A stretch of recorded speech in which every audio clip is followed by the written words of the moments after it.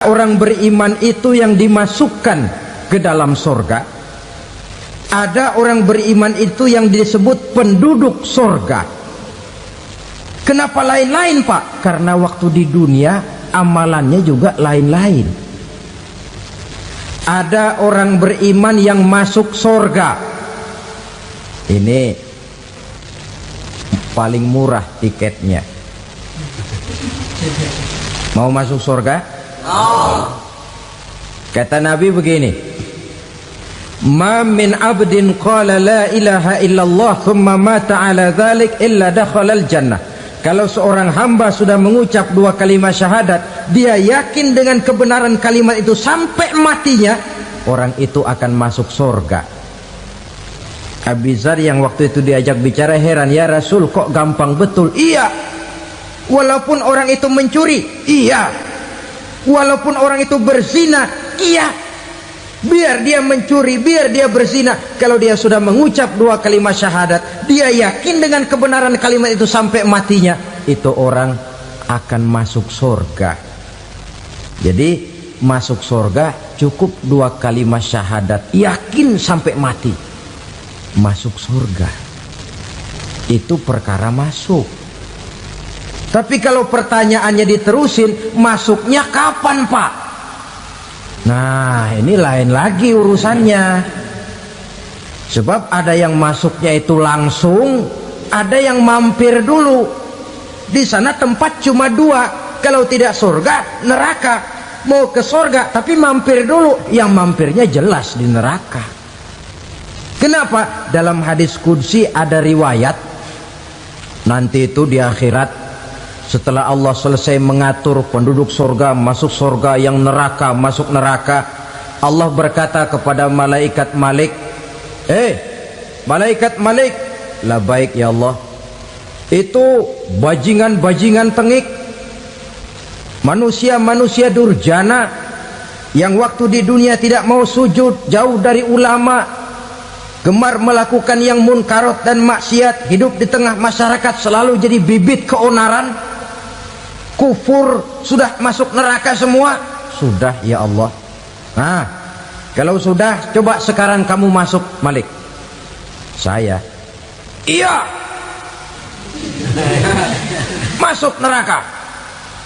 Mau apa ya Allah? Kata Allah, akhriju minan nar man kana fi qalbihi misqala habatin min khardalin min iman.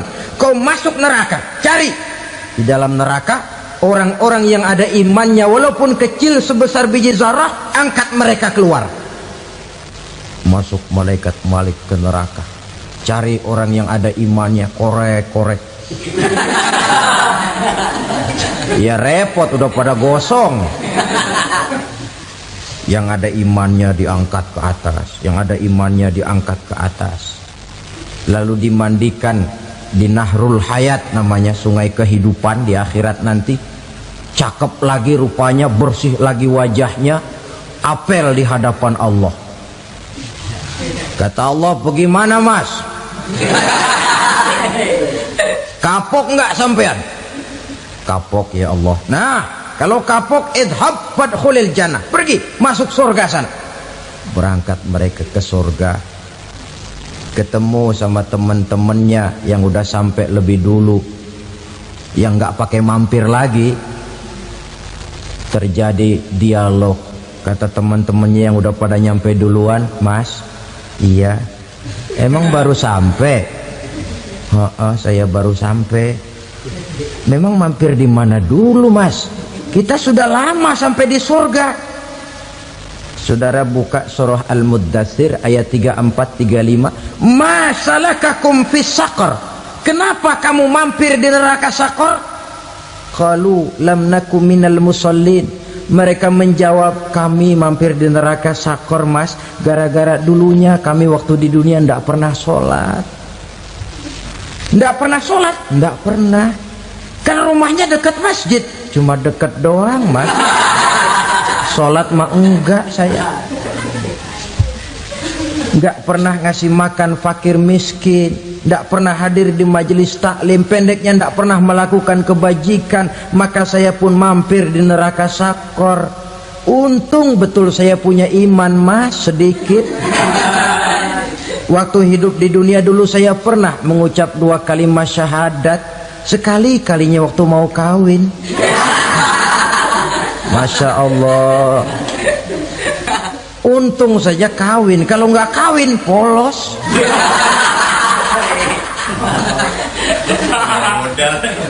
Itu juga pengulu sudah setengah mati ngajarin asyhadu alla asyaduaan asyaduaan.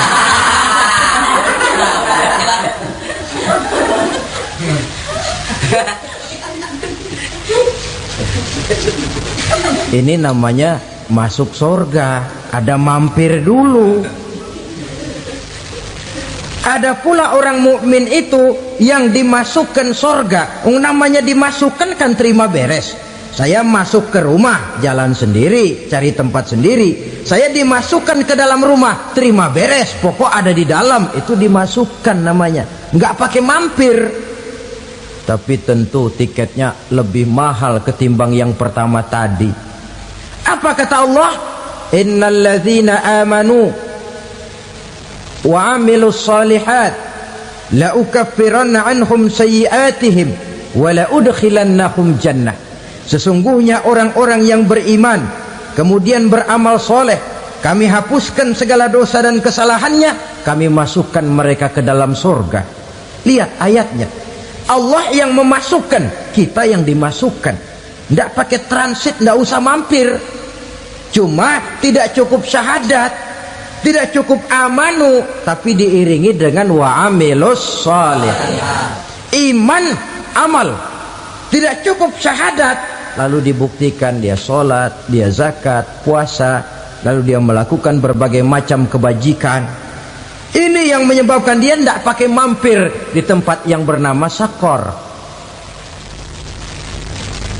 Lalu ada pula orang mukmin itu yang disebut penduduk surga. Wah, ini sudah VIP ini. Ashabul jannah, penduduk surga. Siapa mereka? Kata Allah, innal ladzina amanu summa istaqamu fala khaufun alaihim wala hum yahzanun ulaika ashabul jannah hum fiha khalidun. Sesungguhnya orang-orang yang beriman lalu istiqamah, tetap dalam melaksanakan perintah Allah, tidak goyah, tidak labil tapi stabil, istiqamah, mereka tidak takut dan tidak bersedih hati. Merekalah penduduk surga. Iman, istiqamah. Tidak punya duit, sembayang. Banyak duit, sembayang. Miskin, sembayang. Kaya, tetap sembayang. Istiqamah. Kadang orang kalau susah rajin ke masjid, banyak duitnya ngelihat masjid melengos. Waktu miskin hamba Allah, setelah kaya jadi hamba harta. Bergeser, tidak ada nilai istiqomahnya. Saudara-saudara, dengan begitu penduduk neraka itu dua. Ada penduduk permanen, ada penduduk yang semi permanen. Yang semi permanen orang-orang beriman yang mempunyai dosa besar. Mereka masuk ke neraka untuk menerima azab sesuai dengan dosanya. Bila selesai masa azab itu, mereka akan diangkat untuk ditempatkan kembali ke dalam surganya Allah Subhanahu wa ta'ala. Nah, dikala itulah saudara-saudara, ada yang disebut syafaat dari Rasulullah Sallallahu Alaihi Wasallam. Tapi tentu jangan lupa, syafaat ini ibarat kain menambal dia. Kita punya kain bolong-bolong sedikit, syafaat yang menambal. Solat kita ada kurang dikit, sedekah kita ada campur riak dikit, amalan kita ada tidak karena Allah dikit, kita berharap syafaat. Jadi biarlah kain masih bolong-bolong, yang penting punya kain. Tapi kalau kainnya tidak ada, yang ditambal apanya? Solat tidak, puasa tidak, zakat tidak, berharap syafaat saja. Ya, terlalu berlebihan itu. Saudara hadirin yang saya hormati, apabila selesai proses penghisaban, proses penghitungan, maka dikala itulah manusia terbagi dalam dua kelompok besar. Fariqun fil jannah wa fariqun fis sa'ir. Sekelompok orang-orang beruntung yang masuk ke dalam surga, dan sekelompok lagi masuk ke dalam neraka.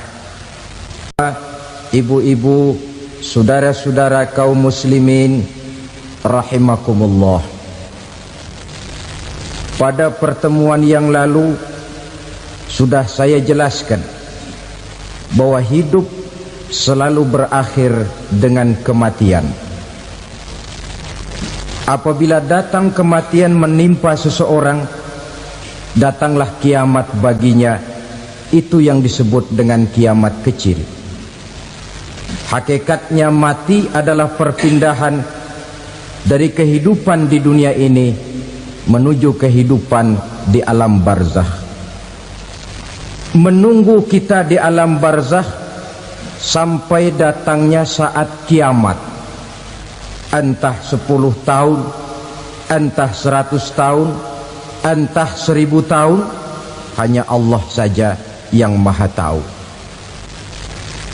Adapun orang-orang beriman yang melakukan amal kebajikan dalam kehidupan di dunia ini, masa penantian yang lama di alam barzakh buat mereka sebentar saja.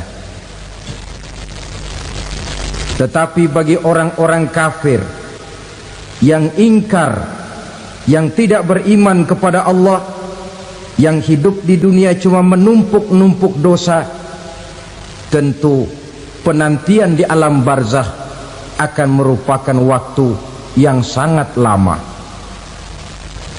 Bukankah dalam kehidupan kita waktu itu memang relatif? Contoh misalnya, bagi pemuda-pemudi yang sedang duduk asyik memadu cinta, waktu 4-5 jam saja rasanya cuma 4-5 menit.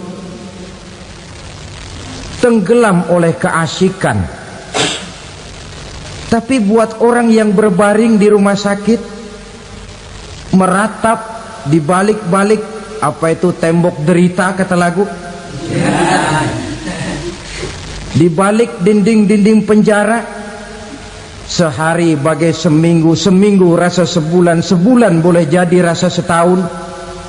Penantian yang sangat lama. Kapan kiamat itu akan datang? Ini rahasia Allah. Jangankan kita yang orang awam, baginda Nabi sendiri tidak diberitahu oleh Allah kapan kiamat itu akan terjadi. Tetapi sungguh pun demikian, banyak hadis-hadis yang menjelaskan ciri atau tanda-tanda datangnya kiamat. Nah, kalau sudah bicara soal tanda kiamat itu ada dua. Pertama yang disebut alamatus sughra, tanda-tanda kecil. Ini waktunya masih ada tenggang. Ada yang dinamakan alamatul kubra, tanda-tanda besar. Artinya kiamat sudah diambang pintu. Apa tanda-tanda kecil dari datangnya hari kiamat itu?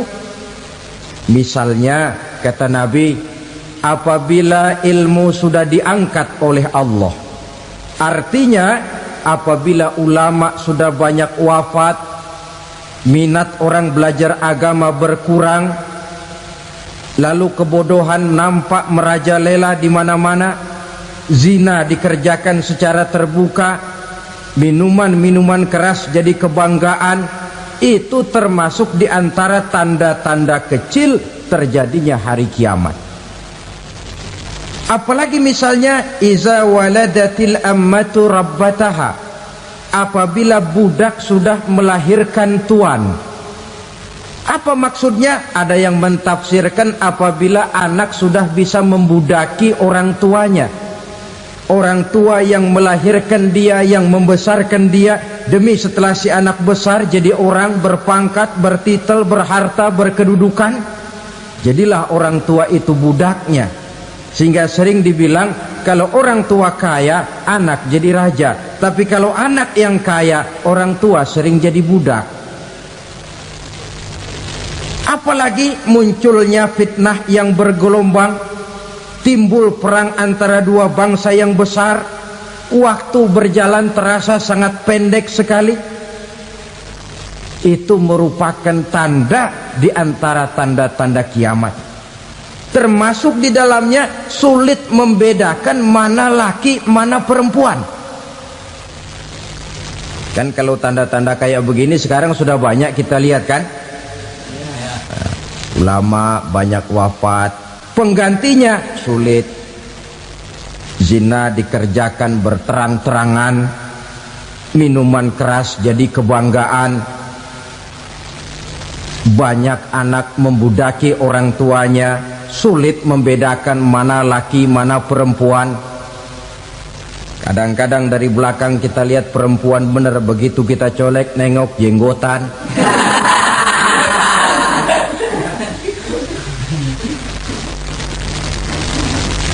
Ini termasuk tanda-tanda kecil, masih ada tenggang sampai akan terjadinya kiamat itu. Nah, yang dimaksud dengan tanda-tanda besar, ini tanda besar artinya kiamat sudah diambang pintu. Pertama, matahari terbit dari sebelah barat. Apabila matahari sudah terbit dari arah sebelah barat, tertutuplah sudah pintu taubat. Bersabda Nabi kita, la taqumus sa'atu hatta tatlu'a syamsu min maghribiha. Tidak akan datang hari kiamat sampai matahari terbit dari arah sebelah barat. Wa iza tala'at, manakala matahari telah terbit dari arah sebelah barat, wara'ahan nasu, manusia banyak menyaksikan itu, amanu ajma'un, mereka pun lalu beriman. Yang tadinya kafir, yang tadinya ingkar, yang tadinya membangkang, setelah melihat matahari terbit dari sebelah barat, buru-buru beriman, berlomba-lomba mengucap dua kalimat syahadat. Tapi apa yang terjadi? Kata Nabi, wadzalika hina la yanfa'u nafsan imanuha lam takun amanat min qabl. Hari itu adalah hari yang iman sudah tidak berguna lagi bagi seseorang apabila sebelumnya memang dia tidak pernah beriman. Au kasabat fi imaniha khaira, atau beriman tetapi tidak pernah melakukan kebajikan di dalam keimanannya itu. Hari yang sudah kasib, hari yang sudah terlambat, beriman tidak akan ada gunanya lagi. Ini pelajaran buat kita. Sebelum sang surya terbit dari sebelah barat, sebelum nafas sampai di tenggorokan, artinya pintu taubat masih terbuka. Kalau dua hal itu sudah terwujud, nafas sudah sampai di kerongkongan atau matahari sudah terbit dari arah sebelah barat, tertutuplah sudah pintu taubat. Tak ada lagi gunanya pangkat, jabatan, harta, bahkan beriman pun dalam suasana macam itu too late, kata orang Kulon. Sudah terlambat. Matahari terbit dari arah sebelah barat, itu tanda besar, artinya kiamat sudah diambang pintu. Lalu apalagi tanda besar? Munculnya Dajjal. Dajjal artinya pendusta-pendusta yang menyesatkan manusia. Ada dua macam Dajjal, saudara. Ada Dajjal kecil, ini Dajjal kelas teri. Kalau ini sejak zaman Rasulullah sudah ada itu. Tiap zaman ada. Di zaman Rasulullah misalnya ada yang bernama Aswad al-Unsi dari Yaman, ada yang namanya Musailamah al-Kazzab dari Yamamah, ada yang namanya Ibnu Sayyad dari Madinah. Ini Dajjal di zaman Rasul. Musailamatul Kazzab memproklamirkan diri jadi nabi dia di zaman Rasul masih hidup. Ini Dajjal zaman Nabi. Di zaman sahabat muncul Dajjal-Dajjal. Di zaman kita sekarang ini Dajjal-Dajjal pun gentayangan. Dajjal-Dajjal kelas teri. Kerjanya mendustakan manusia, menyesatkan manusia, memalingkan manusia dari jalan yang benar dan diridhoi oleh Allah Subhanahu wa taala. Adapun yang merupakan tanda besar dari datangnya kiamat, Dajjal-Dajjal kelas kakap, pembohong-pembohong besar yang menyesatkan masyarakat manusia berpaling dari jalan Allah mengikuti jalan mereka. Apa sih ciri Dajjal itu? Kata Nabi dalam hadis Bukhari Muslim, inna Dajjala, sesungguhnya yang namanya Dajjal itu yakhruju, satu saat akan muncul mendekati hari kiamat. Wa inna ma'ahu ma'an, si Dajjal ini membawa air, wa naran, dan juga membawa api. Dua simbol. Di tangan yang satu dia bawa air, di tangan yang satu dia bawa api. Wa ammal ladzi yarahu an-nasu ma'an fanarun, adapun yang orang banyak lihat air, hakikatnya adalah api. Yang dilihat api, hakikatnya adalah air. Oleh sebab itu, kalau api yang ditawarkan, ambillah air. Kalau air yang ditawarkan, pilihlah api. Maksudnya apa ini? Ini bahasa simbol, saudara-saudara. Dajjal bicaranya seolah-olah untuk kepentingan manusia, menawarkan surga. Surga yang dia tawarkan hakikatnya neraka. Hai manusia, kalau kau mau bahagia, jangan dekat-dekat dengan agama. Sholat itu tidak efektif dan efisien, tidak produktif dari segi ekonomi itu. Menghadiri majelis taklim cuma buang-buang waktu. Tahajud, tasbih, tahlil, baca Quran, apa itu? Pekerjaan mubazir saja. Hidup ini cuma sekali, masa yang cuma sekali, manfaatkan dengan sebaik-baiknya. Mumpung, dibawanya sifat mumpung, tetapi dalam pengertian yang sangat negatif. Bicaranya seolah-olah untuk kepentingan manusia, tetapi sebenarnya menjerumuskan manusia. Menawarkan air, tapi sebenarnya api. Menawarkan api, tapi hakikatnya air. Buat apa kamu sholat? Buat apa kamu bayar zakat? Buat apa kamu puasa? Surga yang dicanangkan Dajjal, hakikatnya neraka. Neraka yang digambarkan Dajjal, pada dasarnya adalah surga. Jadi memutarbalikkan fakta itu kerjaan Dajjal. Yang hak jadi batil, yang batil dibilang hak, yang benar jadi salah, yang salah malah jadi benar. Tuntunan disuruh jadi tontonan, tontonan malah menjadi tuntunan. Itu pekerjaan Dajjal profesinya. Zamannya Nabi Adam, Dajjalnya kan iblis. Betul? Betul. Apa sih gang kerayuan iblis itu? Allah setelah menciptakan Nabi Adam kan bilang, Adam, kau dan istrimu Hawa tinggal di surga ini. Seluruh fasilitas yang ada di surga persilahkan kau nikmati. Satu yang tidak boleh, jangan coba-coba dekati pohon khuldi. Dekat saja jangan, apalagi sampai memetiknya. Datang Dajjal yang namanya iblis ini. Adam, kamu tahu nggak kenapa tidak boleh makan buah khuldi? Ya nggak tahu, pokoknya saya dilarang. Bodoh kamu Dam. Khuldun artinya kekal. Kalau kamu makan itu buah, kau akan kekal di surga buat selamanya. Allah tidak kepengen, maka dilarang kamu makan buah khuldi. Kalau kau ingin kekal di surga Adam, makan saja. Saya bicara begini ini untuk kepentingan kamu Adam. Ini kan ciri-ciri Dajjal.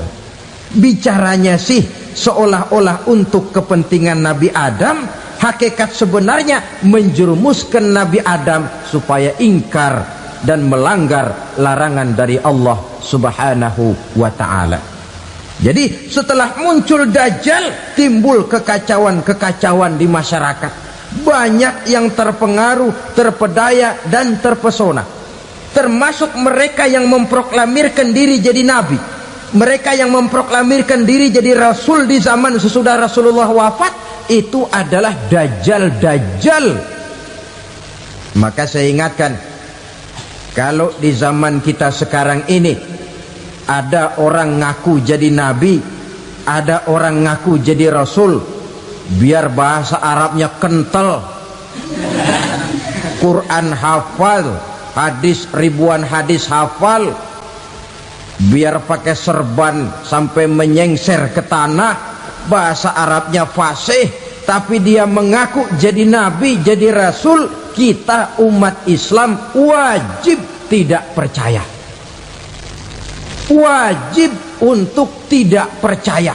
Itulah dajjal zaman kita sekarang ini. Tidak mustahil mereka datang mempengaruhi orang awam supaya berpaling dari Rasulullah, mengikuti mereka.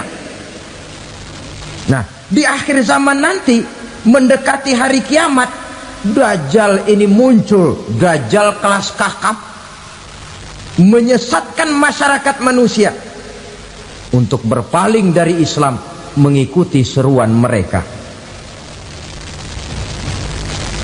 Apalagi di antara datangnya kiamat itu, tanda yang besar itu, turunnya Nabiullah Isa Al-Masih, putra Maryam.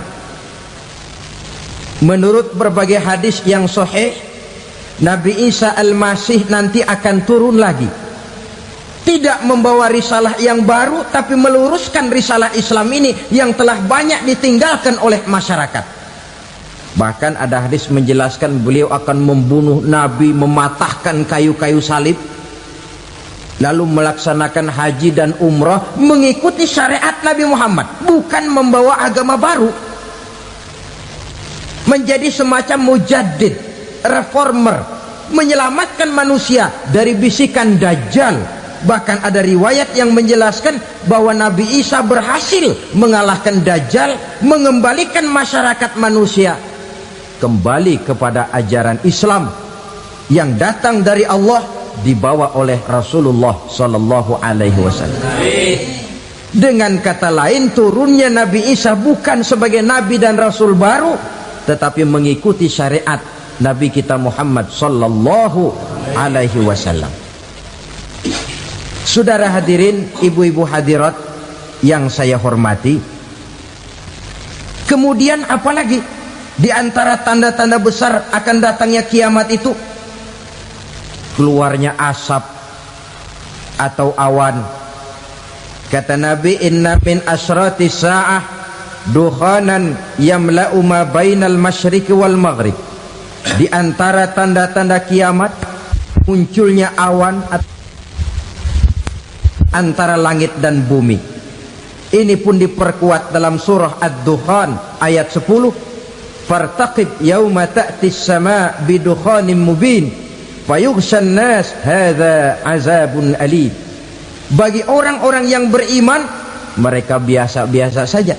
Tapi bagi orang kufur, datangnya asap dan awan ini merupakan azab yang kelewat pedih.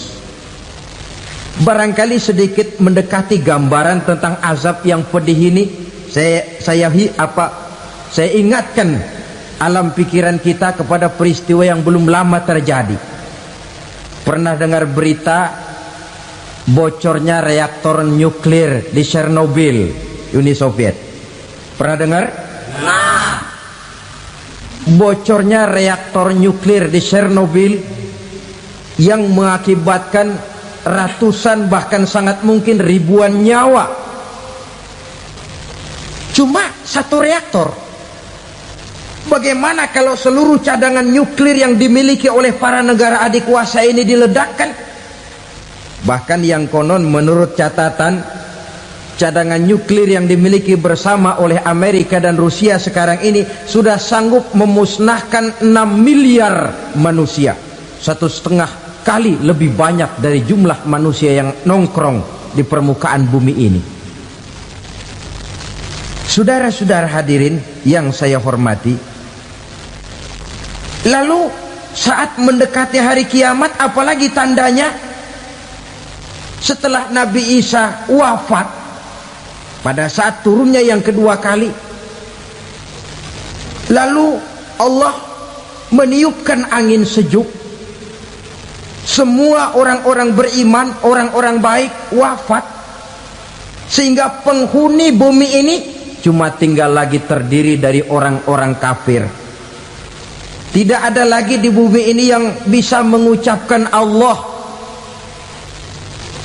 Sehingga dalam hadis qudsi itu ada keterangan, innallaha azza wa jalla yaqulu li Israfil, Allah pernah pesan kepada malaikat Israfil, kata Allah, Israfil, idza sami'ta qailan yaqul Allah Allah fa akhirin nafakh 40 sanatan ikraman liqailiha. Hai Israfil, apabila kau dengar di permukaan bumi masih banyak orang yang mengucapkan Allah Allah, maka tunda sangkakala kiamat itu 40 tahun. Untuk apa? Ikraman liqailiha, menghormati orang yang mengucapkan Allah Allah itu. Wah, jadi karena sekarang masih banyak yang mengucapkan Allah, besar hatilah kita, masih jauh kiamat itu. Tapi jangan lupa, kiamat pribadi, kiamat kecil itu yang gak kita sangka-sangka. Ajal datang mencabut nyawa, itu kiamat pribadi, dan itu yang pasti kita hadapi, dan itu yang membuat kita tidak boleh bersikap main-main di dalam kehidupan sekarang ini. Saudara hadirin yang saya hormati, tidak ada lagi orang-orang muslim, seluruh penduduk dunia ini kafir. Lalu terciptalah struktur sosial yang berlandaskan prinsip hidup semau gue. Bakal terjadilah prinsip di mana yang kaya menyantap yang miskin, yang kuat menindas yang lemah. Hidup sudah bagaikan di rimba belantara, berlaku hukum rimba, siapa yang kuat dia yang menang, siapa yang lemah menjadi mangsa. Timbul kekacauan, maksiat merajalela, munkarat menjadi-jadi, sehingga isi bumi ini penuh dengan segala macam perbuatan dosa. Tidak ada perlunya lagi alam diperpanjang temponya. Datang saat yang sudah dijanjikan oleh Allah Azza wa Jalla, maka terjadilah yang disebut kiamat kubra, kiamat besar, kiamat ancur-ancuran. Bagaimana kejadian ini dimulai? Dalam surah Az-Zumar ayat 68, Allah Subhanahu wa taala berfirman, wa nufikha fis suri fasa'iqa man fis samawati wa man fil ardi illa man sya'allahu. Maka manakala ditiuplah sangkakala, terkejutlah seluruh yang ada di langit dan seluruh yang ada di bumi. Bila saat kiamat datang, Allah perintah malaikat Israfil, Israfil, tiup sangkakalamu. Ditiuplah sangkakala oleh malaikat Israfil. Yang akibat daripada tiupan itu, seluruh yang ada di langit, seluruh yang ada di permukaan bumi terkejut. Yang ada di langit siapa? Malaikat kan. Bayangin aja kalau malaikat kaget, apalagi kita. Terkejut seluruh makhluk yang ada di bumi, yang ada di langit mendengar suara sangkakala itu. Bunyinya tidak sanggup kita bayangkan dahsyatnya. Ledakan nuklir, ledakan neutron, belum apa-apa ketimbang bunyi sangkakala malaikat Israfil ini. Nah, lalu mendengar bunyi sangkakala ini, gemparlah makhluk, kacaulah alam. Bumi gempa, planet-planet bertabrakan, gunung meletus, air laut tumpah ke darat, angin topan bertiup, halilintar menyambar, lalu semua yang bernama hidup mati total. Mati bareng tanpa persiapan. La haula wala quwata illa billah. Saya kadang-kadang dalam tafakur bermohon, ya Allah, mudah-mudahan saya enggak nemuin kiamat beneran. Ngeri. Tidak bisa kita bayangkan macam apa suasana seperti itu. Allah saja banyak memberikan gambaran, misalnya Al-Qari'ah, wa mal qari'ah, wa ma adraka mal qari'ah. Kejadian yang menggemparkan. Tahukah kamu apa kejadian yang menggemparkan itu? Yauma yakunun nasu kal farasil mabsus wa takunul jibalu kal ihnil manfus. Pada saat itu manusia berterbangan bagai kupu-kupu, gunung berterbangan seperti kapas ditiup angin. Gunung saja macam kapas, konon lagi manusia. Kematian total, mulai semut sampai gajah mati, jin mati, iblis mati, malaikat mati. Malaikat saja mati. Saudara hadirin yang saya hormati, kematian total yang tanpa persiapan. Orang bilang, Pak, kalau mati bareng begitu yang repot malaikat maut dong ya. Cabut sana, cabut sini. Itu kalau menurut logika kita, mestinya begitu menurut logika. Tapi logika juga yang nggak perlu serepot itu. Sebab untuk mematikan listrik di wilayah DKI, di wilayah Jakarta, nggak perlu tiap rumah didatengin, matiin, ya lama. Cukup dari kantor pusatnya saja PLN, tekan satu tombol, gelaplah seluruh Jakarta. Saudara hadirin yang saya hormati, kematian total. Lalu setelah kematian total, planet-planet juga mati, dalam arti tidak bergerak dan beredar. Angin mati, dalam arti tidak bertiup. Air mati, dalam arti tidak ada riak gelombang. Pokoknya semua mati. Kullu nafsin za'iqatul maut, semua yang bernafas mati.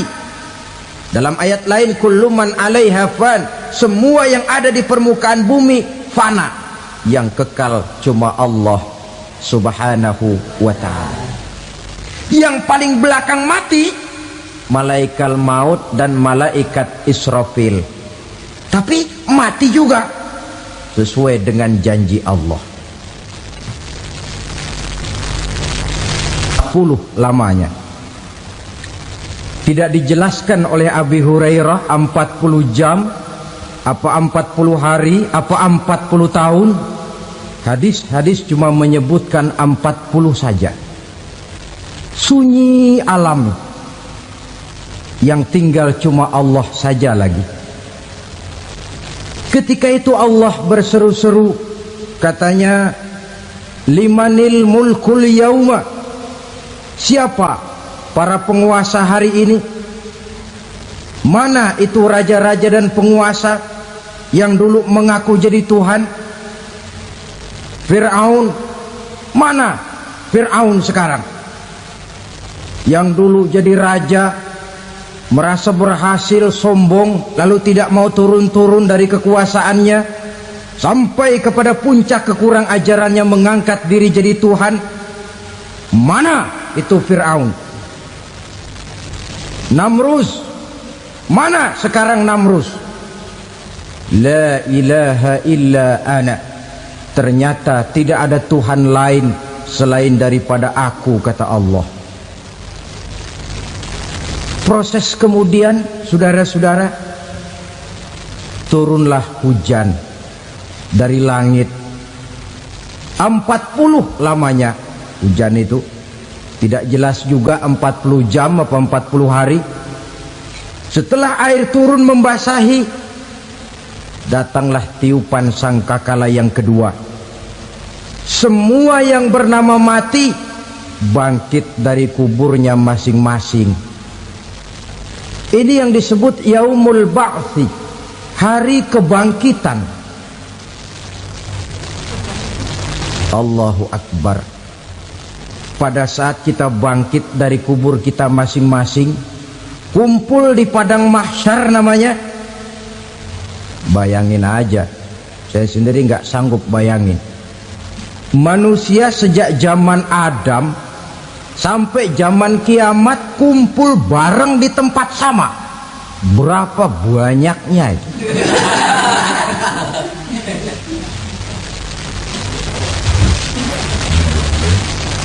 Dan yang luar biasa menurut satu riwayat, pada saat bangkit itu, Masya Allah, roman muka kita berubah,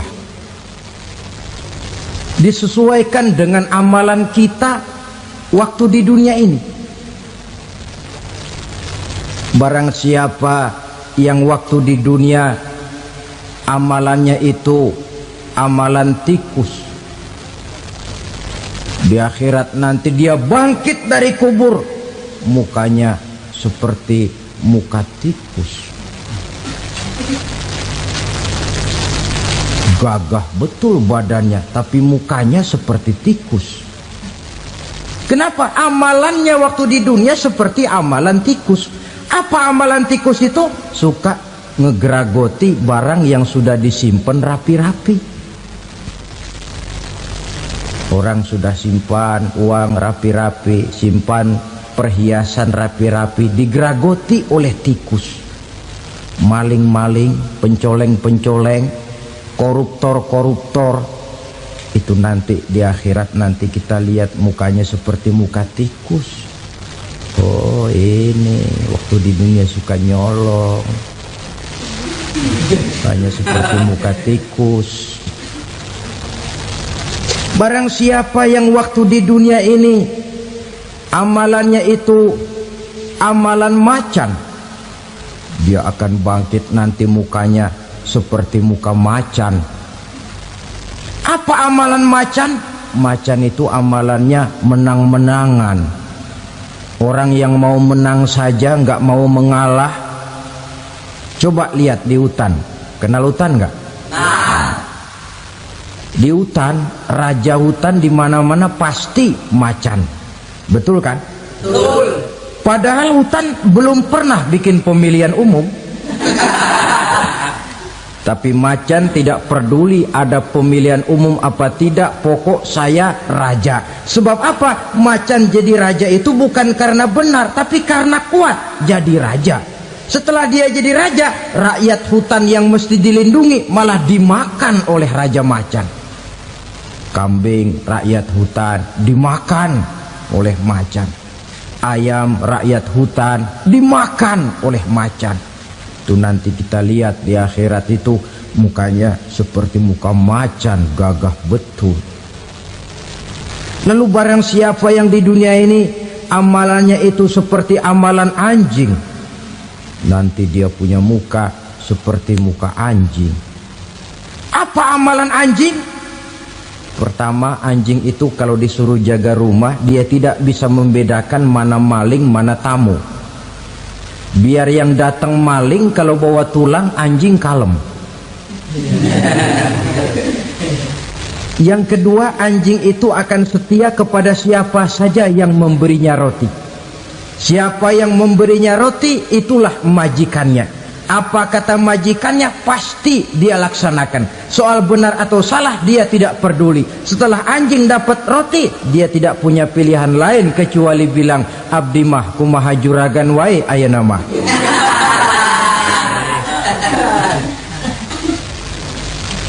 Saudara hadirin yang saya hormati, berkumpul di padang mahsyar, tiap orang sibuk dengan persoalannya masing-masing. Matahari waktu itu didekatkan oleh Allah, panas luar biasa. Ada yang saking panasnya itu mencucurkan peluh keringat sampai sebatas mata kakinya.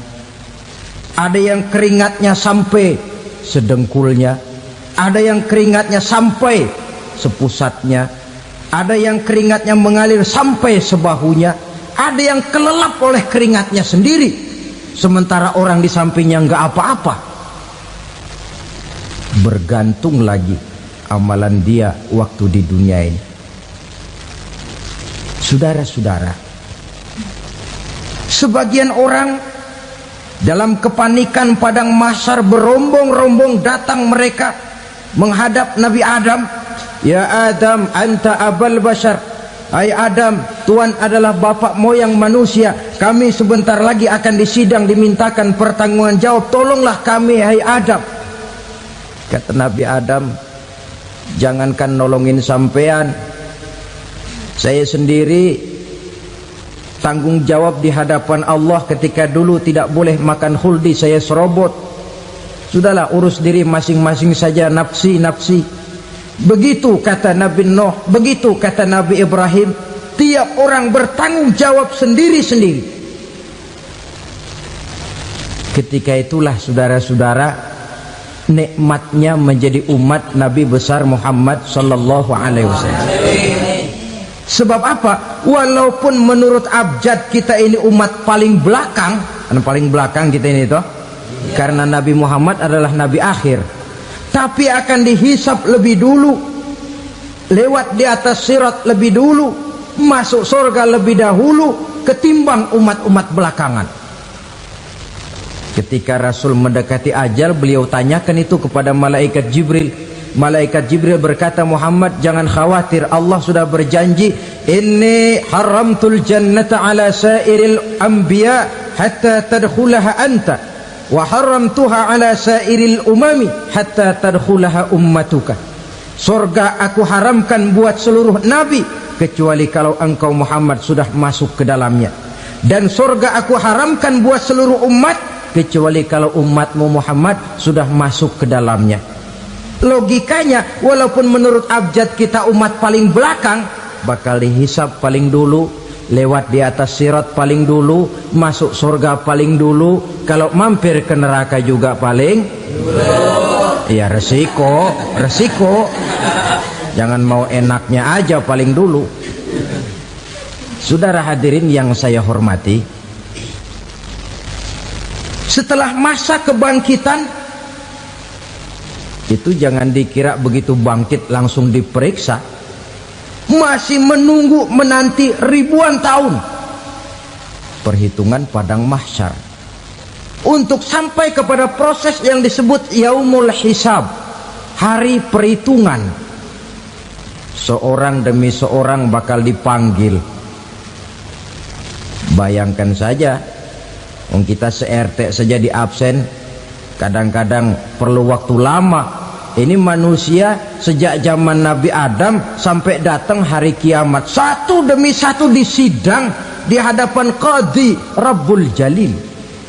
Status sosial copot sudah waktu itu.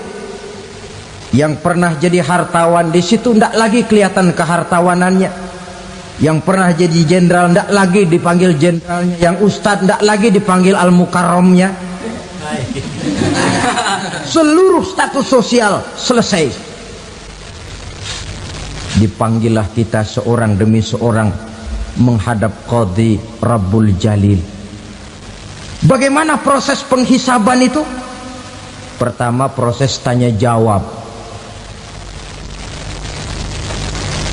Di antaranya ada hadis menyatakan, lan tazula qadama 'abdin yaumal qiyamah hatta yus'ala an arba'i khisalin. Besok di hari kiamat tidak akan bergeser telapak kaki seorang hamba sampai dia ditanya lebih dulu tentang 4 persoalan. Tentang ilmunya, kemana ilmu itu diamalkan. Tentang umurnya, di mana umur itu dihabiskan. Tentang masa mudanya, kemana masa muda itu dipakai. Tentang hartanya, dari mana harta itu didapat dan kemana harta itu dibelanjakan. Ini termasuk proses tanya jawab. Jadi kalau istilah pengadilan dunia, nama Fulan bin Fulan. Kamu waktu di dunia diberikan umur panjang untuk apa? Pernah mengalami masa muda, kemana kau habiskan masa remajamu? Kau diamanahkan ilmu, dengan apa ilmumu kau amalkan? Kau diberikan harta, dari mana harta kau dapat, kemana kau belanjakan? Tak seorang pun yang bisa mungkir. Sebab apa? Dikala itu yang menjadi saksi bukan orang. Yang menjadi saksi adalah seluruh anggota badan kita. Tangan bicara, kaki jadi saksi terhadap seluruh amalan yang pernah kita kerjakan pada saat kehidupan di alam dunia ini.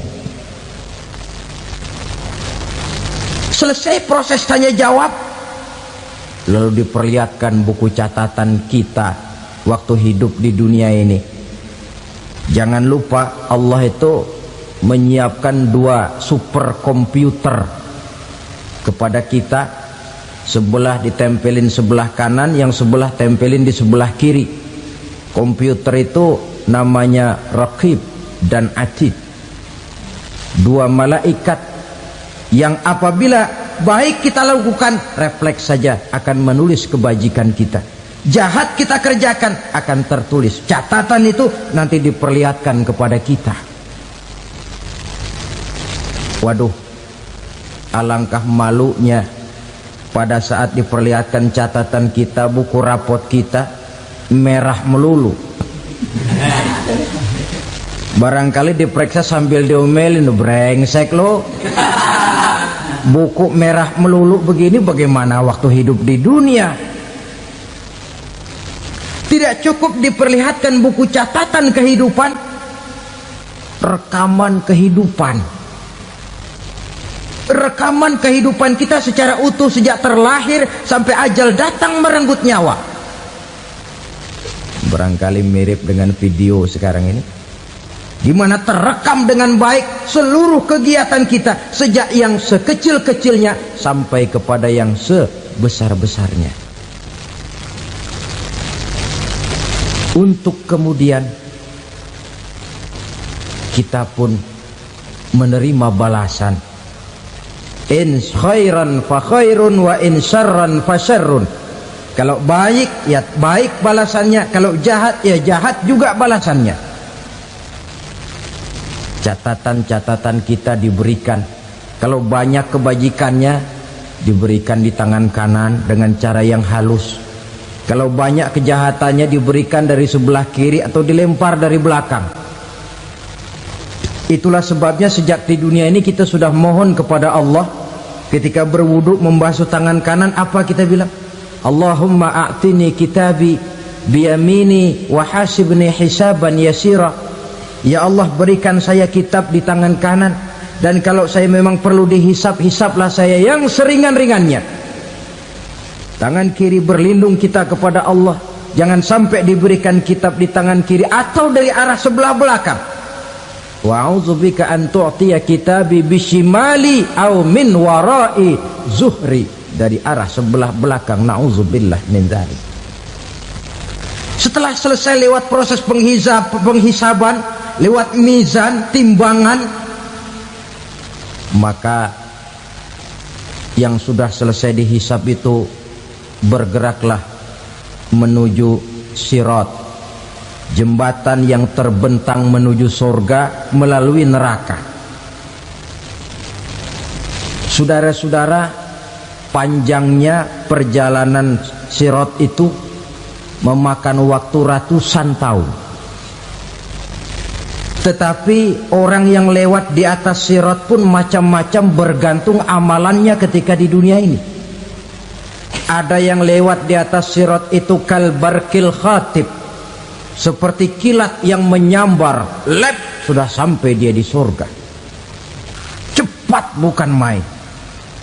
Ada yang lewat di atas sirat itu seperti orang lari-lari. Ada yang lewat di atas sirat itu seperti orang jalan biasa. Ada yang sambil merangkak, ada yang sambil ngesor, ada yang sambil gelayutan. Ada yang selamat sampai ke ujung ke surga, ada yang tergelincir jatuh masuk ke dalam neraka bergantung amalannya dalam kehidupan di dunia sekarang ini. Tiap kita akan melewati yang namanya sirat ini. Saudara-saudara kaum muslimin yang saya hormati,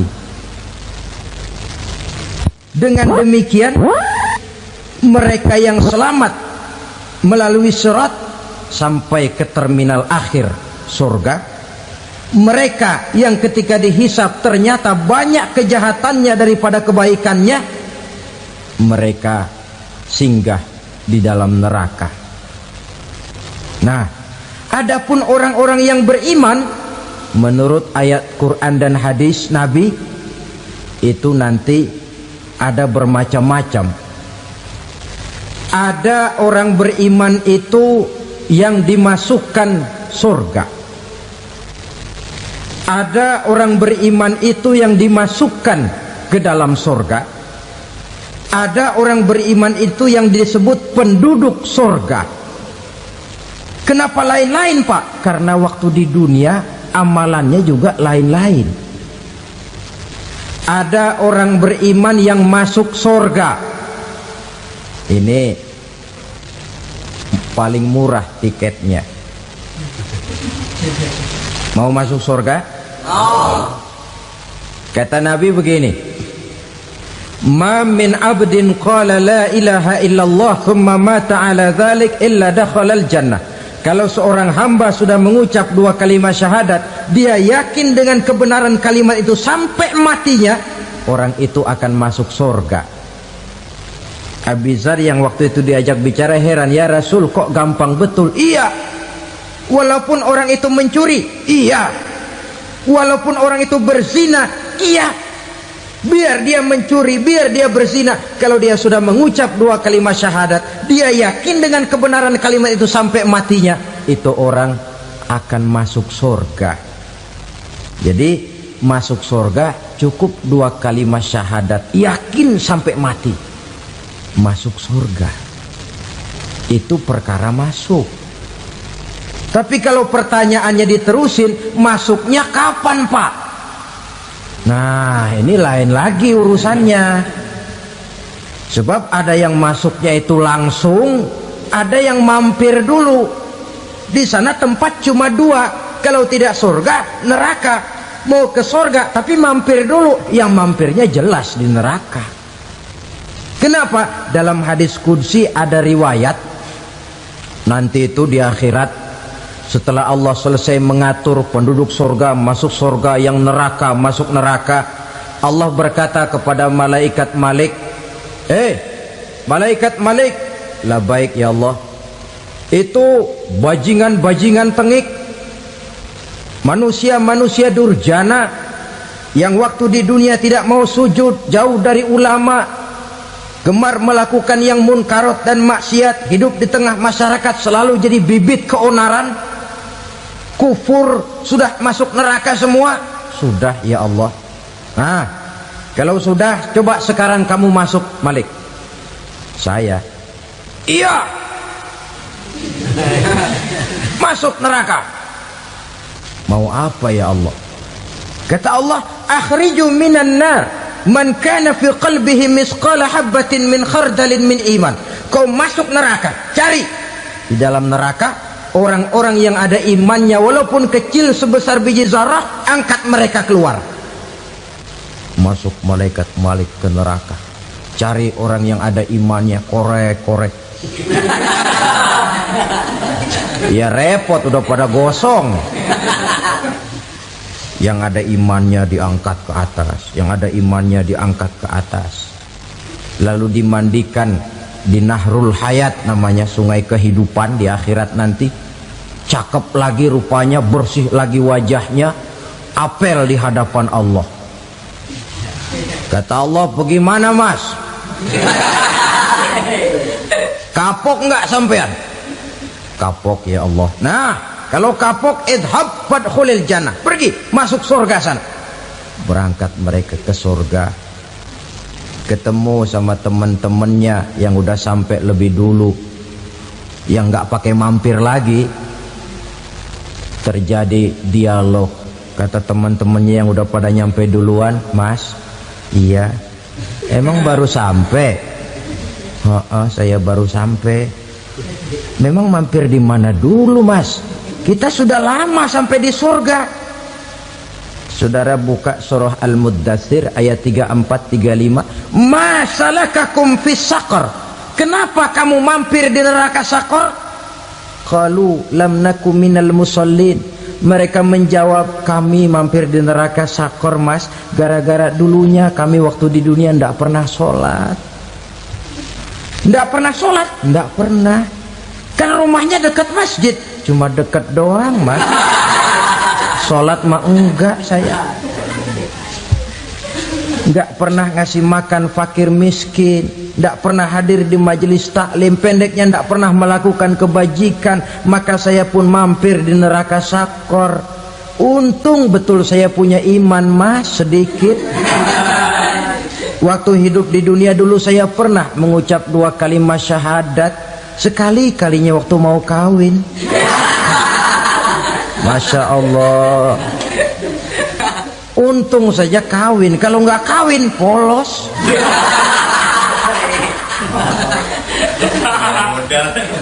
Itu juga penghulu sudah setengah mati ngajarin. Asyhadu alla, asyaduaan, asyaduaan.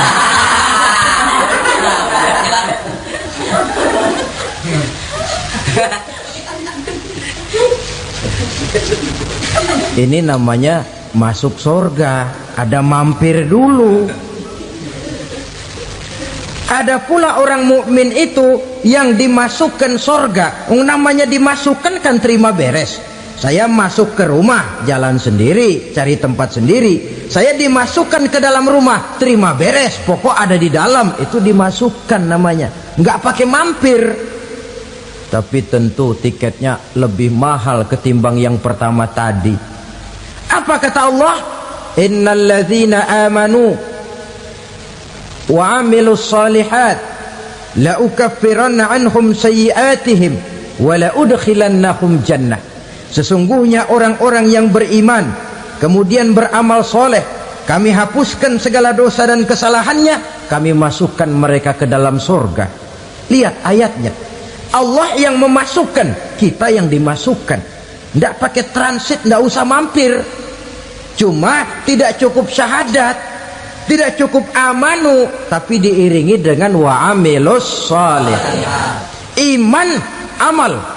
Tidak cukup syahadat, lalu dibuktikan dia sholat, dia zakat, puasa, lalu dia melakukan berbagai macam kebajikan. Ini yang menyebabkan dia tidak pakai mampir di tempat yang bernama Saqar. Lalu ada pula orang mukmin itu yang disebut penduduk sorga. Wah, ini sudah VIP ini.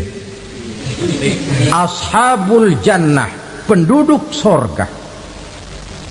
Siapa mereka? Kata Allah, innal ladzina amanu summa istaqamu fala khaufun alaihim wala hum yahzanun ulaika ashabul jannah hum fiha khalidun. Sesungguhnya orang-orang yang beriman lalu istiqamah, tetap dalam melaksanakan perintah Allah, tidak goyah, tidak labil tapi stabil, istiqamah, mereka tidak takut dan tidak bersedih hati. Merekalah penduduk surga. Iman, istiqamah. Tidak punya duit, sembahyang. Banyak duit, sembahyang. Miskin, sembahyang. Kaya, tetap sembahyang. Istiqamah.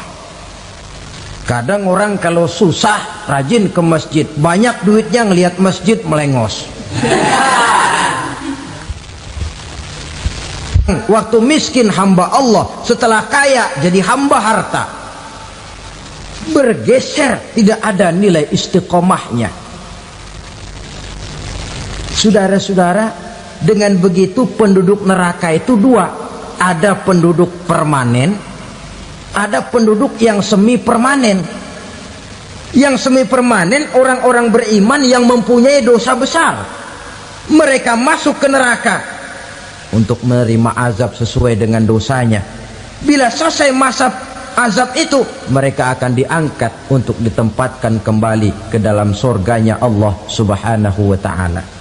Nah, dikala itulah saudara-saudara ada yang disebut syafaat dari Rasulullah Sallallahu Alaihi Wasallam. Tapi tentu jangan lupa syafaat ini ibarat kain menambal dia. Kita punya kain bolong-bolong sedikit, syafaat yang menambal. Solat kita ada kurang dikit, sedekah kita ada campur riak dikit, amalan kita ada tidak karena Allah dikit, kita berharap syafaat. Jadi biarlah kain masih bolong-bolong, yang penting punya kain. Tapi kalau kainnya tidak ada, yang ditambal apanya? Solat tidak, puasa tidak, zakat tidak, berharap syafaat saja. Ya, terlalu berlebihan itu. Saudara hadirin yang saya hormati, apabila selesai proses penghisaban, proses penghitungan, maka dikala itulah manusia terbagi dalam dua kelompok besar. Fariqun fil jannah wa fariqun fis sa'ir. Sekelompok orang-orang beruntung yang masuk ke dalam surga, dan sekelompok lagi masuk ke dalam neraka.